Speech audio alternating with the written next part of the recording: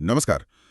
आज हम एक ऐसे विषय की गहराइयों में उतर रहे हैं जो अक्सर रहस्य और जिज्ञासा से घिरा रहता है। रहस्यवाद या जिसे मिस्टिसिज्म कहते हैं। जी बिल्कुल। हमारे सामने सद्गुरु की किताब मिस्टिसिज्म रहस्यवाद चेतना का विज्ञान पर आधारित कुछ नोट्स और सारांश हैं।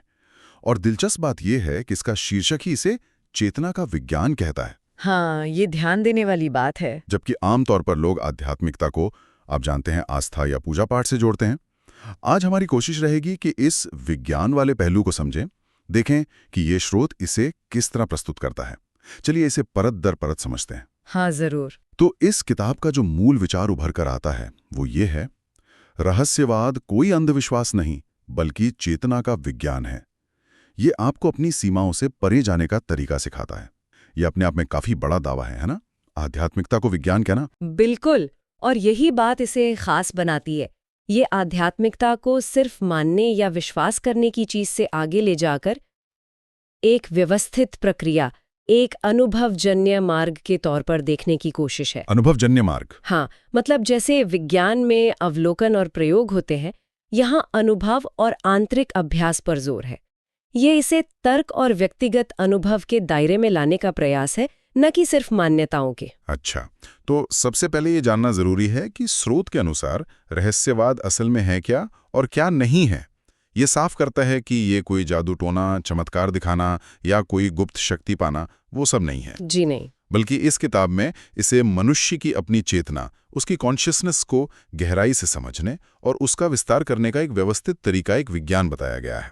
और सबसे अहम बात, ये पूरी तरह अनुभव पर आधारित है। यहाँ दिलचस्प बात यह है कि स्रोत इसकी तुलना संगीत के अनुभव से करता है। संगीत से? कैसे? सोचिए, जब आप कोई गहरा, दिल छू लेने वाला संगीत सुनते हैं, तो जो एहसास होता है, क्या उसे शब्दों में पूरी तरह बांधा जा सकता है? शायद नहीं। नहीं, मुश्किल है। उसे तो बस महसूस किया जा सकता है, अनुभव किया जा सकता है। लेखक का तर्क कहता है कि रहस्यवादी अनुभव भी कुछ ऐसे ही होते हैं। ये गहरे व्यक्तिगत आंतरिक अनुभव है, न कि बाहरी दुनिया में होने वाले कोई कर्तव्य चमत्कार। यह अनुभव व्यक्ति के भीतर घटित होता है। ये अंदरूनी अनुभव की बात काफी रोचक है। और इसी आंतरिक जगत को समझने के लिए स्रोत चेतना के अलग अलग स्तरों का जिक्र करता है। हाँ, 5 स्तर बताए गए हैं। इसके मुताबिक हमारी चेतना मुख्य रूप से 5 स्तरों पर काम कर सकती है। पहला स्तर है शारीरिक चेतना, यानी अपने शरीर, उसकी जरूरतों, उसकी सीमाओं के प्रति सजग होना। जी, और इसके बाद आता है दूसरा स्तर, मानसिक चेतना, जिसमें हमारे विचार, हमारी भावनाएं, हमारी पसंद नापसंद, ये सब शामिल हैं। हाँ। और ज्यादातर लोग इन्हीं 2 स्तरों पर ही जीवन जीते हैं, है ना? बिल्कुल। पर स्रोत कहता है कि इसके आगे भी आयाम है। तीसरा स्तर है आंतरिक चेतना, या जिसे अंतर्ज्ञान, इंट्यूशन भी कह सकते हैं।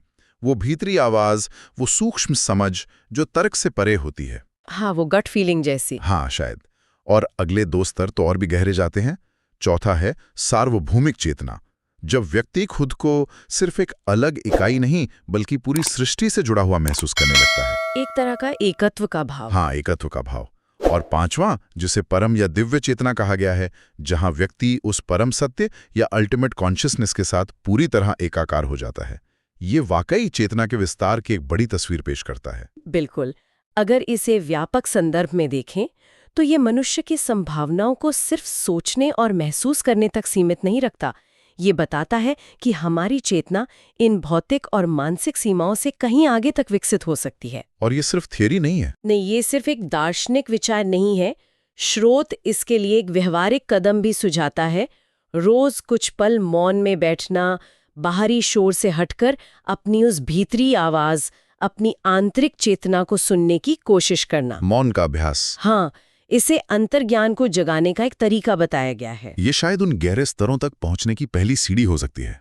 अच्छा, चेतना के इन स्तरों के साथ ही एक और बहुत महत्वपूर्ण पहलू है जिस पर इस किताब में काफी जोर दिया गया है, वो है ऊर्जा का प्रबंधन। जी, प्राण। हाँ, प्राण। ये कहा गया है कि जीवन का आधार सिर्फ ये हाड़ मांस का शरीर नहीं, बल्कि वो ऊर्जा है जो इसे चलाती है, जिसे पारंपरिक रूप से प्राण कहा गया है। और ये ऊर्जा हमारे शरीर में कुछ निश्चित मार्गों से बहती है, जिन्हें नाड़ियां कहा जाता है। हाँ, नाड़ियां। और कुछ ऊर्जा केंद्र होते हैं जिन्हें चक्र कहते हैं। दिलचस्प बात यह है कि स्रोत इस ऊर्जा के प्रबंधन को बहुत अहमियत देता है। ये तर्क दिया गया है कि हमारे नकारात्मक विचार और भावनाएं जैसे गुस्सा, डर, जलन, चिंता, ये असल में हमारी प्राण ऊर्जा को नष्ट करते हैं, उसे बिखेर देते हैं। ओह, तो इसका मतलब हुआ कि मानसिक और भावनात्मक संतुलन बनाए रखना सिर्फ दिमागी शांति के लिए ही नहीं, बल्कि हमारी जीवन ऊर्जा को बचाने और बढ़ाने के लिए भी जरूरी है। हाँ बिल्कुल, लेखक का यही मानना है। ये एक अलग ही दृष्टिकोण है भावनाओं को देखने का। हाँ, सकारात्मक रहना, शांत रहना, ये हमारी ऊर्जा को संरक्षित करता है, उसे सही दिशा में केंद्रित करने में मदद करता है। और यहाँ बात सिर्फ पारंपरिक ज्ञान तक सीमित नहीं है। अच्छा। स्रोत कुछ वैज्ञानिक शोधों का भी उल्लेख करता है, जिनमें पाया गया कि ध्यान, मेडिटेशन जैसी क्रियाओं से मस्तिष्क की तरंगों, ब्रेन वेव्स में सकारात्मक बदलाव आते हैं और व्यक्ति का ऊर्जा स्तर भी बढ़ता है। ये कनेक्शन महत्वपूर्ण है क्योंकि ये रहस्यवाद को विज्ञान कहने के दावे को थोड़ी और मजबूती देता है। सही कहा। ये उसे सिर्फ पुरानी मान्यताओं से निकालकर आधुनिक समझ के साथ जोड़ने की कोशिश करता है। सही कहा। और यहीं पर ध्यान की भूमिका बहुत केंद्रीय हो जाती है। ध्यान को इस स्रोत में रहस्यवाद का एक मुख्य व्यावहारिक उपकरण मतलब प्रैक्टिकल टूल माना गया है। हाँ, मेडिटेशन। इसका लक्ष्य सिर्फ तनाव कम करना नहीं, बल्कि विचारों से परे एक शांत, साक्षी या जागरूक अवस्था, थॉट फ्री अवेयरनेस को पाना है, जहां मन की भागदौड़ थम जाए और आप बस होने की अवस्था में हो। विचारों से रहित जागरूकता, ये सुनने में आसान नहीं लगता। बिल्कुल, इसके लिए अभ्यास चाहिए। स्रोत में अलग अलग ध्यान विधियों का जिक्र है और उनके फायदे भी बताए गए हैं, जैसे इससे मानसिक स्पष्टता बढ़ती है, भावनाओं में स्थिरता आती है और हमारी चीजों को देखने समझने की क्षमता, परसेप्शन, बेहतर होती है। बिल्कुल, और इसमें एक खास योगिक क्रिया और ध्यान तकनीक का सुझाव प्रमुखता से दिया गया है, शंभवी महामुद्रा। शंभवी महामुद्रा। जी, इसे एक शक्तिशाली अभ्यास बताया गया है और रोजाना लगभग 20 मिनट इसे करने की सलाह दी गई है। यहाँ ये समझना जरूरी है कि स्रोत के अनुसार ये सिर्फ आराम करने की तकनीक नहीं है। हाँ बिल्कुल। बल्कि ये चेतना के उन अलग अलग स्तरों को अनुभव करने और अपनी ऊर्जा को सही दिशा देने, उसे प्रबंधित करने का एक सक्रिय तरीका है, जिसकी बात हमने पहले की। जी। ये उस आंतरिक यात्रा का, उस विज्ञान का प्रैक्टिकल हिस्सा बन जाता है। बिल्कुल। और ऊर्जा की बात चलिए तो एक और गहरा और अक्सर रहस्यमयी समझा जाने वाला विषय है कुंडलिनी। हाँ, कुंडलिनी, बहुत सुना है इसके बारे में। स्रोत इसे रहस्यवाद की एक बहुत ही केंद्रीय अवधारणा मानता है।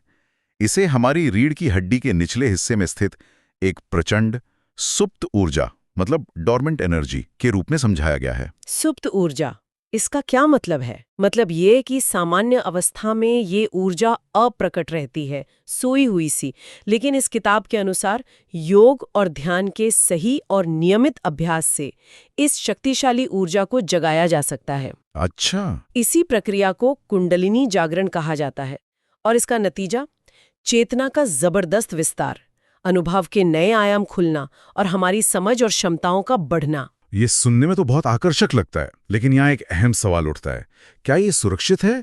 क्या कोई भी इसे कर सकता है? ये बहुत ही जरूरी सवाल है और स्रोत खुद इस पर बहुत जोर देता है।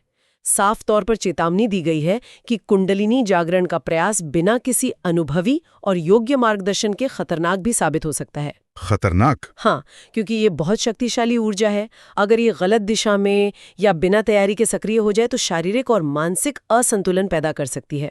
ओह, तो ये सावधानी का पहलू बहुत महत्वपूर्ण होता है। ये दिखाता है कि ये मार्ग शक्तिशाली तो है, पर इसके लिए गहरी समझ, तैयारी और सही मार्गदर्शन अनिवार्य है। ये कोई वीकेंड वर्कशॉप का खेल नहीं है।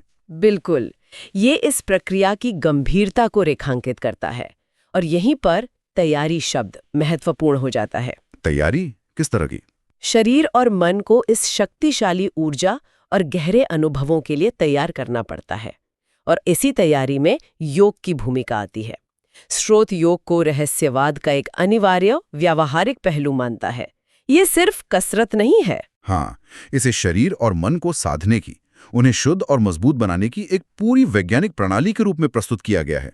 स्रोत में योग के अलग अलग मार्गों का भी जिक्र है, जैसे हठ योग। हाँ, हठ योग जो मुख्य रूप से शारीरिक शुद्धि, आसन और प्राणायाम के जरिए शरीर और ऊर्जा प्रणाली को तैयार करने पर केंद्रित है। और फिर है राजयोग, जो पतंजलि के योग सूत्र पर आधारित है और मन के नियंत्रण, ध्यान और समाधि पर जोर देता है। इसके अलावा भक्ति योग है, जो ईश्वर या गुरु के प्रति प्रेम और समर्पण का मार्ग है, और ज्ञान योग, जो विवेक और आत्मज्ञान के जरिए सत्य तक पहुंचने का मार्ग है। तो योग के कई रास्ते हैं। इसमें एक उदाहरण दिया गया है कि कैसे आसन शरीर को स्थिरता और लचीलापन देते हैं, और प्राणायाम मतलब श्वास की तकनीकें हमारी प्राण ऊर्जा को नियंत्रित और संतुलित करते हैं। बिल्कुल। ये सब मिलकर शरीर और मन को गहरे ध्यान और उच्चतर चेतना के अनुभवों के लिए तैयार करते हैं। मतलब ये सिर्फ फिटनेस के लिए नहीं है। एकदम सही। तो योग यहाँ एक तरह से नींव रखने का काम करता है, एक तैयारी प्रणाली है। ये शरीर और नाड़ी तंत्र को इतना सक्षम बनाता है कि वे चेतना के विस्तार और कुंडलिनी जैसी ऊर्जा के प्रवाह को संभाल सकें। ये उस विज्ञान का व्यवहारिक आधार तैयार करता है। समझ गया।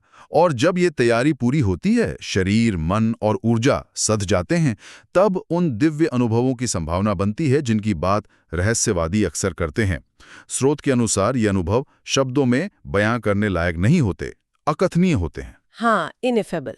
और इनकी एक और खासियत बताई गई है, ये प्रत्यक्ष ज्ञान, डायरेक्ट नॉलेज देते हैं। प्रत्यक्ष ज्ञान मतलब ये ज्ञान किसी किताब से पढ़कर या किसी से सुनकर नहीं मिलता, बल्कि सीधे अनुभव से आता है, बिना किसी मध्यस्थ के। और ये अनुभव इतने गहरे होते हैं कि अक्सर के व्यक्ति के जीवन को पूरी तरह बदल देते हैं। बदल देते हैं। हाँ, उसके देखने का नजरिया, उसके जीने का तरीका, सब कुछ रूपांतरित, ट्रांसफॉर्म हो जाता है। लेकिन यहाँ एक बहुत ही महत्वपूर्ण सलाह दी गई है। स्रोत कहता है कि साधक को इन अनुभवों के पीछे भागना नहीं चाहिए। हाँ, ये बहुत जरूरी है। ये अनुभव साधना का परिणाम हो सकते हैं, लेकिन इन्हें लक्ष्य नहीं बनाना चाहिए। ध्यान अपने अभ्यास पर, अपनी प्रक्रिया पर रखना चाहिए। ये बात फिर से उसी विचार को मजबूत करती है कि स्रोत रहस्यवाद को एक सतत, धैर्यपूर्ण प्रक्रिया, एक साधना, एक विज्ञान के रूप में देख रहा है, न कि कुछ चमत्कारी घटनाओं के इंतजार के रूप में। हाँ, जोर साधना पर है। अनुभव तो उसका स्वाभाविक प्रतिपल हो सकता है। ये इसे बहुत व्यवहारिक और जमीनी दृष्टिकोण देता है। तो इन सब बातों का निचोड़ क्या है? अगर हम इस पूरी चर्चा और स्रोत के मुख्य बिंदुओं को समेटें तो क्या कहेंगे? मेरे ख्याल से कुछ मुख्य बातें उभरती हैं। पहला, रहस्यवाद को अंधविश्वास या सिर्फ आस्था से अलग चेतना के एक व्यवहारिक विज्ञान के रूप में देखने का नजरिया। हाँ। दूसरा, ये विचार कि मनुष्य अपनी वर्तमान सीमाओं से परे जाके चेतना का विस्तार कर सकता है, ये उसकी जन्मजात क्षमता है। ठीक है। तीसरा, इस यात्रा में ऊर्जा यानी प्राण का प्रबंधन एक केंद्रीय भूमिका निभाता है। बिल्कुल। और चौथा, कि ध्यान इस आंतरिक विज्ञान का सबसे महत्वपूर्ण उपकरण है। हाँ। और पांचवा, योग की विभिन्न पद्धतियां शरीर और मन को इस गहरे काम के लिए तैयार करती हैं। सही। छठा, प्रत्यक्ष निजी अनुभव किताबी ज्ञान से कहीं ज्यादा महत्वपूर्ण है। जी। और सातवां, एक बहुत जरूरी चेतावनी कि कुंडलिनी जैसी उन्नत साधनाओं के लिए योग्य मार्गदर्शन अनिवार्य है। ये खतरनाक भी हो सकता है। बिल्कुल। कुल मिलाकर देखें तो ये स्रोत रहस्यवाद को एक व्यवस्थित, कदम दर कदम चलने वाला मार्ग की तरह प्रस्तुत करता है। इसमें सिद्धांत भी हैं, जैसे चेतना के स्तर या ऊर्जा का विज्ञान, और ठोस अभ्यास भी हैं, जैसे ध्यान और योग। हाँ, ये इसे सिर्फ दर्शन शास्त्र न बनाकर एक अनुभवजन्य प्रणाली, चेतना की खोज का एक साइंस बनाने का प्रयास करता है। और अंत में इस किताब का सार शायद यही है कि रहस्यवाद जीवन से भागना नहीं है, बल्कि जीवन को उसकी पूरी समग्रता में, उसकी उच्चतम संभावनाओं में अनुभव करने का एक तरीका है। हाँ, अस्तित्व के साथ गहरा जुड़ाव बनाने का मार्ग। बिल्कुल। ये पूरी चर्चा हमें एक विचारणीय प्रश्न के पास छोड़ जाती है।